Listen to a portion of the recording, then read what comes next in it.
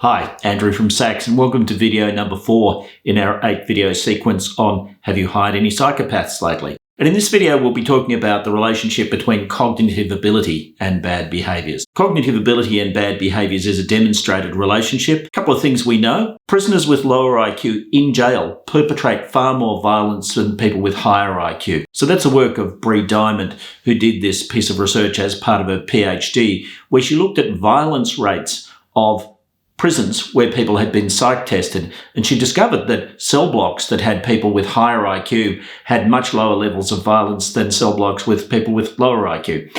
For random distribution reasons, some cell blocks had ended up with higher IQ and some with lower IQ, but basically she found a strong relationship there.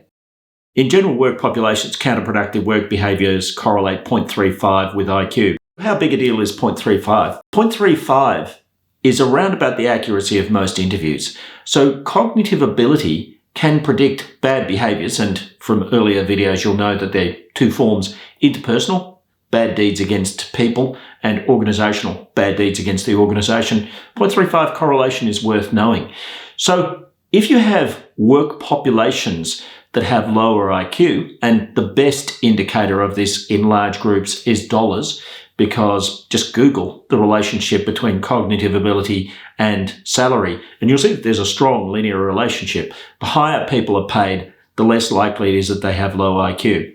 And of course, by that, I don't mean that that's a universal rule at an individual level, because I'm sure that you have people, we know that you have people who are paid very little but are geniuses, and you have some people who are paid a lot who aren't so smart. Perhaps you could think of some specific examples of that. But in large populations, let's say thousands, hundreds, we know that the less people are paid, the more likely it is that they have low IQ. And in a sense, one of the things that you're paying for when you pay salaries is cognitive ability. In large populations which are lowly paid, you tend to get more bad behaviours, therefore, more bullying, more harassment, more theft, and certainly people who employ large, lowly paid populations of employees comment on that, and they reflect that finding. Anyway, the long and the short of it is that higher IQs, less bad behaviours, lower IQs, more bad behaviours. Verbal, numerical and abstract, and we mentioned the Flynn effect. Firstly, verbal, numerical and abstract. These are three forms of cognitive ability which tend to matter for a lot of jobs at work. Verbal means I'm good at words, numerical means I'm good at numbers, and abstract means I'm good at seeing the way things link together. So people with high abstract reasoning are able to see, if I do this, then this might result. Now, as you know, people who don't see the relationship between their behaviours and consequences, either for them or for others, are more likely to do bad stuff. So there is a relationship between abstract reasoning, verbal reasoning, and numerical reasoning for two negative behaviours. And if you combine those three, it represents what psychologists call general capability. And so those three together, if you average them, that's a measure of general capability. The higher, the less likely it is that people do bad things. The lower, the more likely it is that people do bad things. Now, I also mentioned the Flynn effect. The Flynn effect is a characteristic which has been shown for decades in populations across the world, which is that cognitive ability rates have been rising. And I guess the logic of that is that as the world has become more complex, you've needed to use computers more, you've needed to engage in a knowledge management environment. I mean, less people are digging ditches these days and more people are sitting at computers. What that's done is it's given rise to a genetic shift where people's cognitive ability has risen, and it's called the Flynn effect because a fellow by the name of Flynn discovered it. About 2 or 3 years ago, it was observed that the Flynn effect had plateaued and in fact now seems to be declining somewhat. Now, this is kind of an interesting trend, and it's not declining very markedly yet, but I suppose the first question is why? And most people believe it's because we are now outsourcing our cognitive tasks to computers increasingly. And so, for instance, if you wanted to navigate previously, you used to have to get a thing called a map. And if you're going to go across a city, you actually had to plan step by step how you were going to get there.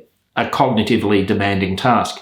Now we sit in our car and Larry Page and Sergey Brin tell us where to go.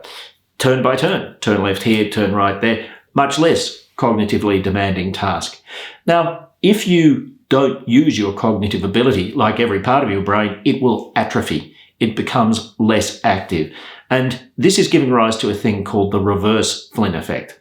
Now, the interesting thing about this is research has indicated that as cognitive ability has risen across the world, it's also been related to a decrease in violence. Yes, I know that the news tells you that we're in more violent times than at any other time in history, but in fact, that's not true.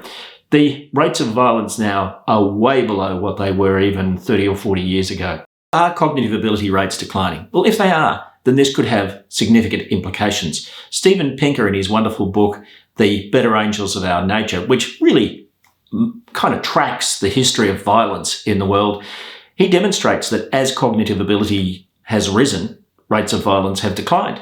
So it raises the question that if cognitive ability starts to decline, will we see more violence again? It's not declining very rapidly, so that's the good news, but it's something to watch in the future. But the key point I want to make is that if you are recruiting people, it's better to recruit people who are higher in cognitive ability than lower, because that will protect you from, and your workforce from, negative behaviours to a certain extent. The next video in the sequence will deal with the question of personality and bad behaviours. Like cognitive ability, personality is quite heavily genetically determined, tends not to change much over the course of life. So join me to see how personality can affect the behaviours of the people that you end up hiring. Click on the link near this video to join us.